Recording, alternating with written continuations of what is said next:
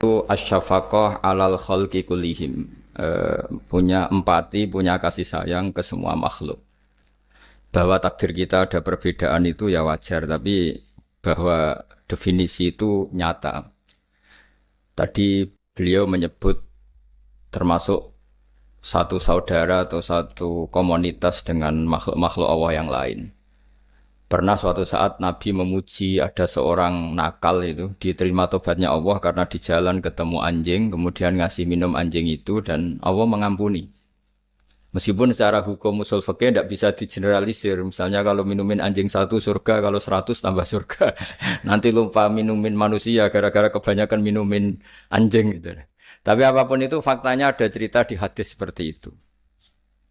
Kemudian menyangkut komunitas internasional yang beberapa di antaranya tentu beda agama, beda keyakinan.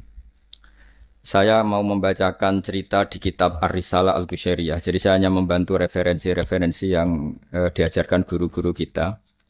Ar-Risalah Al-Qushairiyah adalah kitab kesayangan Mbah Maimun karena dulu mbah beliau dapat ijazah dari Sayyid Umar Sato, kakaknya Sayyid Abi Bakar Sato yang punya kitab I'anatul Talibin. Dan kitab itu dibawa ke Indonesia sampai ke saya sebagai murid beliau. Di antara yang disebut dalam Ar-Risalah Al-Qushairiyah ini Thariqatu Ahlil Ilm, kitab Ar-Risalah Al-Qushairiyah itu. Saya baca nasnya atau ibaratnya atau teksnya. Sami'tu ba'dal ulama yaqulu istadhafa majusiyun Ibrahim al-Khalil alaihi salam faqala bisyarti antuslima. Famarral majusiyu fa'awhallahu ta'ala ilaihi mundu khamsina sanatan nut'imuhu ala kufri. Falau nawaltahu lukmatan min ghairi antu talibahu bitahyiri dini. Famado Ibrahim alaihissalam ala athari hatta adrukahu wa atadhara ilaihi fasalahu anisabab fadhakara lahu dhalik fa aslamal majusiyu. Jadi suatu saat Nabi Ibrahim itu kan terkenal Abu Duyuf, orang yang mesti menservis tamu-tamu itu. Kita tahu dulu itu tidak ada warung, tidak ada hotel, tidak ada, ya pokoknya tidak ada mall. Sehingga kalau orang pergi itu kelaparan betul itu. Buat orang kaya pun kelaparan karena melewati padang pasir itu. Kalau sekarang kan orang mau sowan kiai makan dulu. Karena takutnya di rumah kiai kan makan sungkan. Jadi makan dulu nanti di kiainya tinggal pura-pura makan. Kalau dulu memang makan nih tamu itu wajib betul. Kalau tidak ya kelaparan betul tamu ini. Sehingga cerita suatu saat di antara tamu itu berakidah, berfaham majusi. Atau beragama majusi lah gampangannya itu. Terus Nabi Ibrahim nggak mau, saya mau ngasih makan syaratnya Anda harus Islam. Akhirnya orang ini putus asa kemudian meninggalkan Nabi Ibrahim. Saat itu, saat orang itu meninggalkan Nabi Ibrahim, Allah memberi wahyu ke Nabi Ibrahim.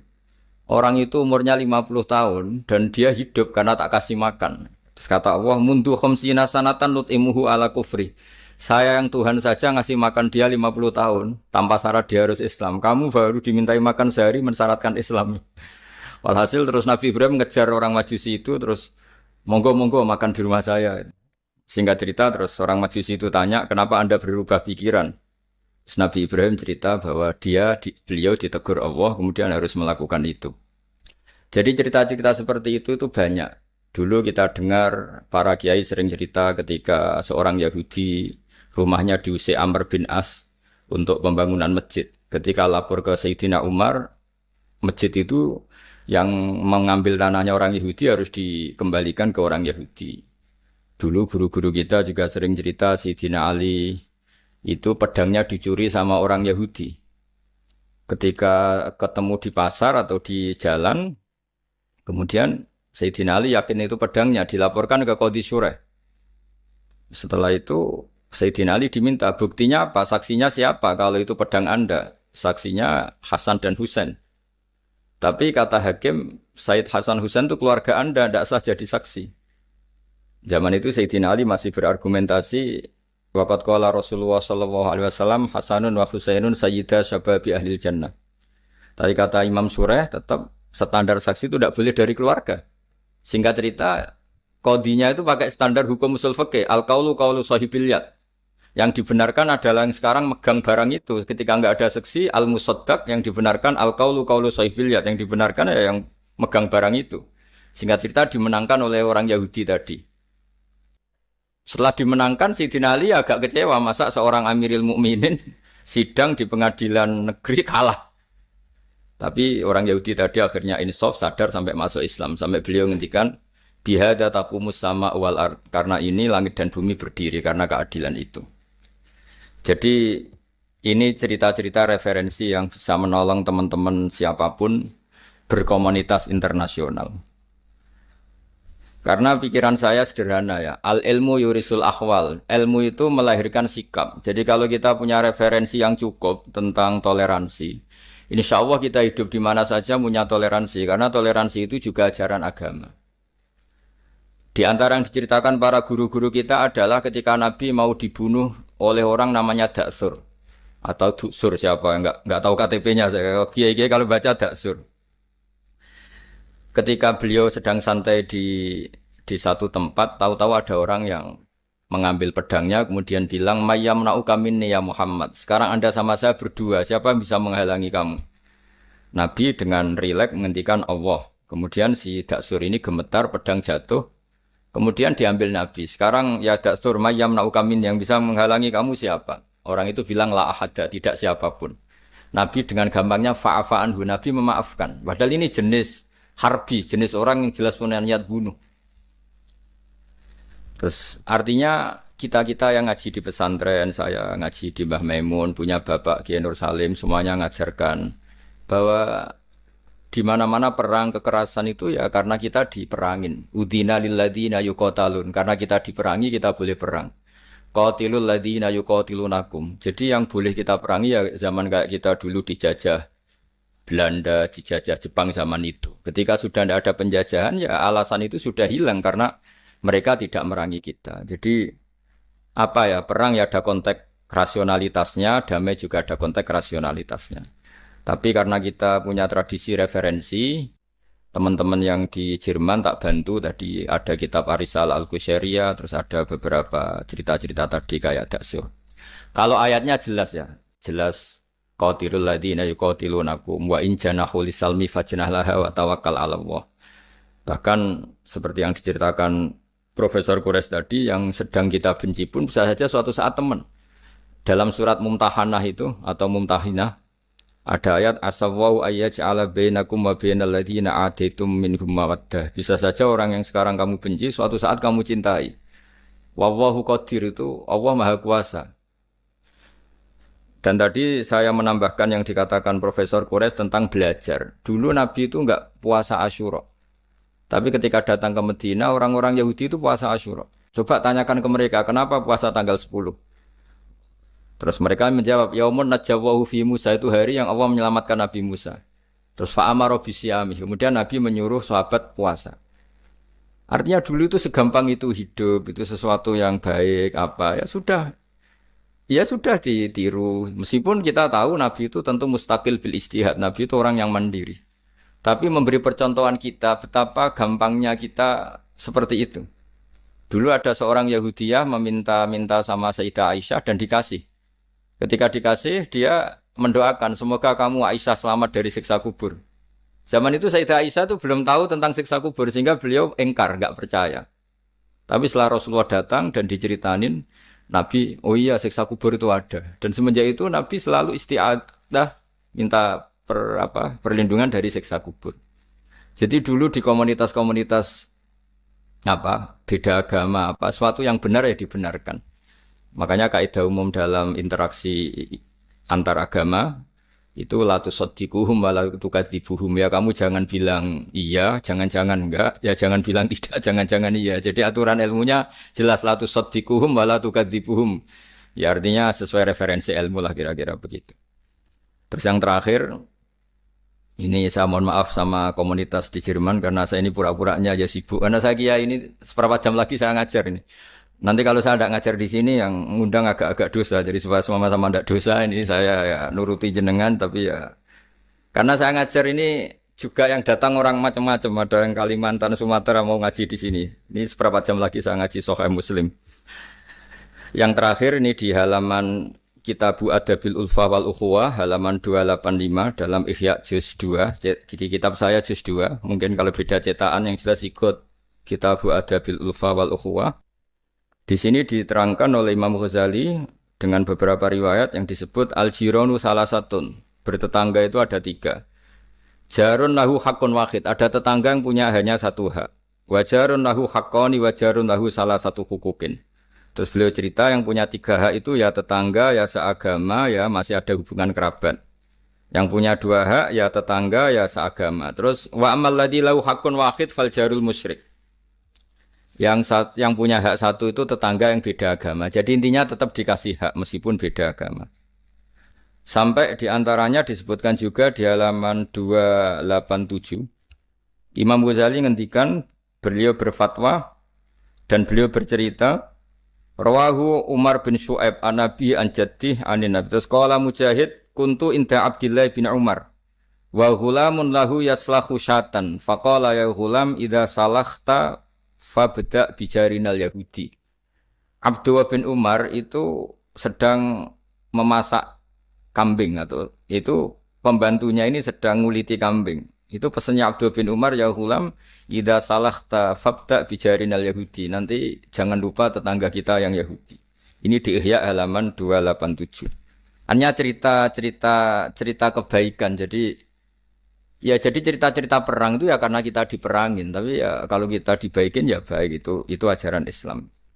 Hatta qala dzalika miraron. Faqala lahu lima taqulu hadza. Ini pembantunya juga enggak langsung menerima. Kenapa? Saking enggak mau nerimanya diulang-ulang lagi oleh Abdullah bin Umar. Faqala inna Rasulullah sallallahu alaihi wasallam lam yazal yusina bil jar hatta khashina annahu sayuwarrithu. Kenapa engkau melakukan itu ya Abdullah bin Umar? Terus beliau menjawab, Rasulullah itu selalu berpesan untuk berbuat baik sama tetangga. Tadi kita tahu kalau tetangga punya 3 hak berarti seagama, ada hubungan kerabat, hakul jar berarti 3. Ada yang seagama dan tidak punya hubungan kerabat berarti punya 2 hak, yaitu satu agama dan kerabat. Ada yang punya 1 hak saja, ya tidak keluarga, tidak seagama, tapi karena tetangga itu juga tetap punya hak. Dan itu pun masuk kategori lam yazal yusina bil jar, termasuk orang-orang yang harus kita baikin. Ya kalau di Qur'annya kayak tadi ya, qatilul ladzina yuqatilunakum, boleh merangi ya yang merangi kita. Udzina lil ladzina yuqatalun, diberi hak merangi ya sama yang merangi kita, bukan yang tidak merangi kita. Terus waqala Hisham Kanal Hasanu la yara ba'san antut imal jarul Yahudiyya wan Nasraniyya min udkhiyatik. Bahkan sebagian ulama di sini disebut Hasan Basri berpendapat kalau berkorban, kalau punya tetangga Yahudi yang butuh enggak apa-apa dikasih dagingnya. Ini di halaman Ihya 287 juz 2. Jadi dari cerita-cerita itu dan referensi-referensi itu teman-teman di Jerman enggak usah khawatir lah kalau kiai-kiai kayak kita itu berfatwa enggak boleh berkomunitas internasional nanti takut begini ndak lah. Kita bacanya ya sama seperti yang dibaca Profesor Kures, sama yang dibaca guru-guru kita. Jadi itu kalau boleh dikatakan sumbangan saya lah, bahwa di kita di pesantren itu ajaran-ajarannya juga seperti itu. Dan tadi beberapa kita saya sebutkan halamannya supaya bisa dicari, supaya tidak kelihatan hoax, juga tidak bikinan saya gitu, supaya jelas itu. Dan saya mohon maaf karena nggak bisa ngikuti sampai selesai, tapi saya ngapresiasi, semoga jadi syawal yang baik, minal aidin wal faizin. Minal aidin artinya kita kembali menjadi ahli surga. Saya termasuk yang sependapat dengan kitab yang saya baca. Dulu kita ini ahli surga karena Nabi Adam lahirnya di surga dan diciptakan di surga. Karena satu kesalahan beliau harus kembali ke bumi. Dan setelah puasa itu selesai dan diterima, kita kembali ke ahli surga lagi. Maksud minal aidin, kita kembali lagi berstatus sebagai ahli apa? Surga. Dan itu dimulai dari saling memaafkan. Karena yang menghalangi masuk surga itu hak adami. Manusia itu kan paling kikir untuk memaafkan orang lain. Padahal kalau hak adami belum selesai itu Allah tidak mau memaafkan. Makanya syaratnya masuk surga harus kita saling memaafkan. Dengan cara seperti itu insya Allah kita minal aidin wal faizin. Jadi mohon maaf, sekali lagi mohon maaf karena saya tidak bisa ngikuti sampai selesai karena saya harus ngaji, karena bukan papa ya, memang harus. Andaikan sunat itu mungkin saya tinggalkan. Mohon maaf sekali. Wassalamualaikum warahmatullahi wabarakatuh. Waalaikumsalam. Terima kasih sekali Gus. Kalau misalnya untuk satu pertanyaan mungkin masih bisa Gus Pak atau Prof. Rais, karena Prof. Rais sama-sama harus tinggal 5 menit. Namun ini Gus, Banyak yang nunggu, nanti saya yang dimarahin, saya juga menunaikan kewajiban. Ada satu pertanyaan dari pemaparan Ya, satu pertanyaan saya tunggu. Terima kasih Prof. Ini saya tanyakan langsung Prof. Saya pernah mendengar panjenengan menyampaikan tentang konsep kedamaian aktif dan pasif. Mungkin bisa dijelaskan Prof mengenai hal tersebut, khususnya dalam rangka mempersatukan hati tadi Prof. Baik. Jadi begini, saya beri contoh. Damai pasif itu Anda tidak ganggu orang. Damai aktif itu Anda memberikan sesuatu yang positif pada orang. Kalau kita berada di bus, duduk tanpa menyapa yang di samping kita, tanpa mengganggunya, kita duduk dengan baik sambil membaca atau merenung, itu terjadi kedamaian, tapi itu damai pasif. Ada yang aktif adalah Anda memberi dia, ini koran Mas mau baca, ini permen Mas, ajak dia ngobrol dan sebagainya, itu damai aktif. Nah, di Al-Qur'an itu dua-duanya ada itu. Ya, idza khatabahumul jahiluna qalu salam.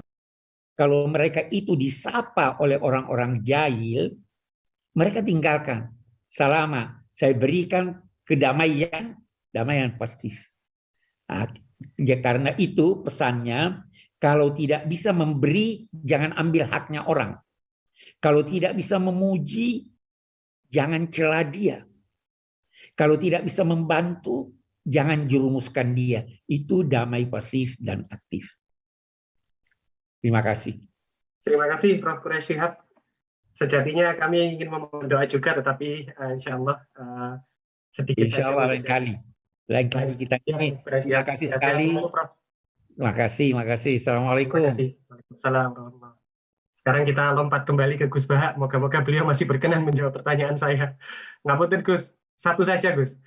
Panjenengan pernah menyampaikan apabila kebodohan itu merusak, tetapi sok pintar itu jauh lebih merusak. Nah, ini mungkin panjenengan berkenan menyampaikan soal itu. Tentu ada bodoh yang benar-benar nggak ditoleransi Allah Ta'ala, yaitu bodoh tentang Tuhan ya. Kita dikasih nikmat Allah, dikasih bumi untuk dipakai tanpa bayar, dikasih oksigen.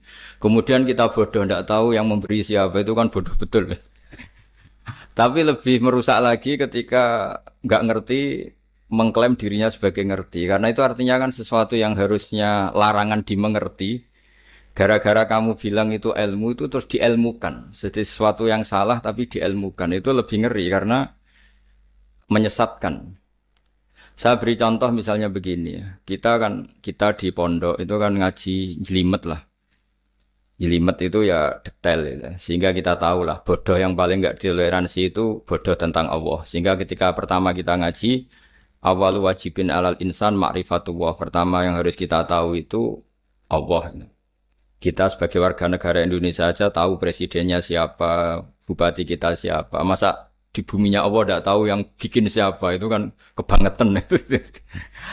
Itu bodoh, itu merusak. Terutama bodoh dalam hal-hal yang harus ngerti, yaitu tadi ma'rifatullah. Tapi juga ada yang lebih fatal lagi, tidak ngerti tapi menyesatkan dengan klaim ngerti. Itu yang umat Islam zaman Imam Ghazali itu selalu mengingatkan bahayanya filsafat yang menyesatkan. Misalnya teori tentang Tuhan. Tuhan itu logos, logos terus begini itu jeluwimet. Sampai yang dengarkan aja nggak paham, yang ngomong juga masih nggak paham, apalagi yang mendengarkan. Tapi itu kan mengkaburkan teori Tuhan yang sejelimet itu. Padahal Tuhan bisa ditemukan dengan cara yang mudah. Tuhan itu siapa? Yang pokoknya yang menciptakan langit bumi itu namanya Tuhan. Tuhan itu siapa? Yang wujudnya paling awal itu namanya Tuhan. Tapi gara-gara diberi penjelasan seakan-akan jelimet ilmiah, padahal itu nggak benar, itu hanya nggak benar. Lah itu lebih ngeri lagi karena orang akan bertuhan dengan cara yang salah.